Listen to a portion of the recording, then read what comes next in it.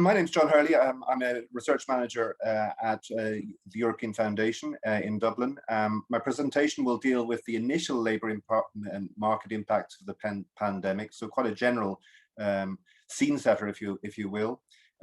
It'll include the national and EU level policy response, and I'll also look at the role of the social partners in contributing to the employment policy response. So partnership in its broadest, most institutionalised form. So the source for the material that I'll present is a report published by Eurofound last month entitled COVID-19 Implications for Employment and Working Life. Well, let's start with the big picture. The unemployment rate, as officially measured in the EU, has risen by less than 1 percentage point year on year in the first flush of the pandemic. But by our own estimates, there was a 14% decline in hours worked in 2020, Q2, so in the first quarter of the pandemic. Why does this gap arise? Well, many of the transitions to non-employment have been to inactivity and are not captured as a result in the unemployment rate. If you became unemployed during the first wave, you were unlikely to be actively seeking employment during the lockdown. And the second main reason is that most of the decline in work hours came from workers who remained employed but were not working, so who were on temporary layoff or on Kurzarbeit. There were big job losses especially in the first quarter in 2020, Q2, over 5 million fewer people in employment year on year in that quarter. And over 3/4 of this headcount decline was accounted for by temporary workers, tend always to be the first line of workers to fall in a crisis. Next slide, please. So the impacts were not just felt by temporary workers, they're also felt and disproportionately. They're also very uneven by sector, as this slide based on EU27 aggregate data shows. The chart shows 3 columns. The first is the year-on-year shift in employment level, the headcount. The second is the year-on-year change in average weekly working hours for those who did some work in the reference week. And the third is the share of workers who were employed but not working in the reference week, so on some form of temporary layoff.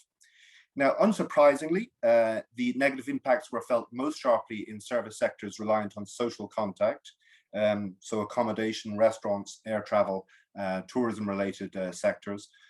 In particular, in accommodation, which is the top of the list of most affected sectors, if you combine the 3 indicators that we present here, you're talking about a 2/3 reduction in working hours, a 2/3 reduction in labour inputs. So that's a really unprecedented change. At the same time, and surprisingly perhaps, there were a number of sectors in the lower panel which recorded above average employment growth and very modest working hour changes. These are also service sectors, but different types of services. They tend to be knowledge-intensive services in the main, often sectors that are likely to have benefited from the acceleration of trends of digitization that COVID appears to have triggered. So sectors such as telecoms, computer programming, information services. So just to sum up, the COVID has very much impacted on the service sectors, but it's impacted in very different ways in 2 different sets of service sectors. So what are the policy response to the crisis? Well, an initiative of colleagues at Eurofound has been to set up a COVID Policy Watch database in spring 2020. It continues to be updated. It's live online. There are just over 1,000 measures in the database now from all the member states. The chart shows the distribution by policy type. Just over 1/3 of measures have been aimed at supporting businesses to stay afloat. 20% have sought to protect incomes, and around 13% focused on the protection of employment. There are other categories there, as you see. Which labour market policies have been of particular importance? Well, I would highlight firstly the more or less universal implementation of short-time working schemes in one or another format. These have generally been implemented, they've been revised, they've been loosened up in terms of the conditions of access. They have had broader eligibility than they may have had hitherto, including, for example, within their scope, temporary workers, apprentices, younger workers, and their extension has also been, or their duration has also been extended. Between March and September 2020, close to 4 million employers and over 40 million workers, or 20% of EU employment, was making use of these measures at some time or another. The second measure I would highlight was the extension of income supports to the self-employed. This is a long-standing policy concern, but came to fore during the pandemic. 3/4 of member states had initiatives in place of this type by mid-2020, most of them new and all of them temporary for the duration of the pandemic. Policy design remains an issue for such schemes. There can be restrictions as regards sector, business start date, turnover criteria, for example. These conditions have limited access in some cases, but there has still been a significant extension of benefit coverage to this traditionally underprotected category of worker, which accounts for about 1/6 of EU employment. Next slide. So, in terms of partnership, well, again, I'm really only addressing the broader institutionalized form of social partnership and social dialogue in the EU and the member states. Of the 1,000 or so measures in the collected so far in the COVID Policy Watch database, 120 are joint social partner initiatives. Our report makes the point that in the early days of the pandemic, the involvement of social partners was often bypassed by authorities as they sought to respond more or less directly to the evolving crisis. But our tripartite consultation did strengthen thereafter, notably in countries with strong existing social dialogue structures. This was the case, for example, in Austria, where the National Short-Time Working Scheme was subject to adaptation based on tripartite recommendations, where the scheme itself is administered by a tripartite body, and where individual company applications require, for example, work council approval at the establishment level.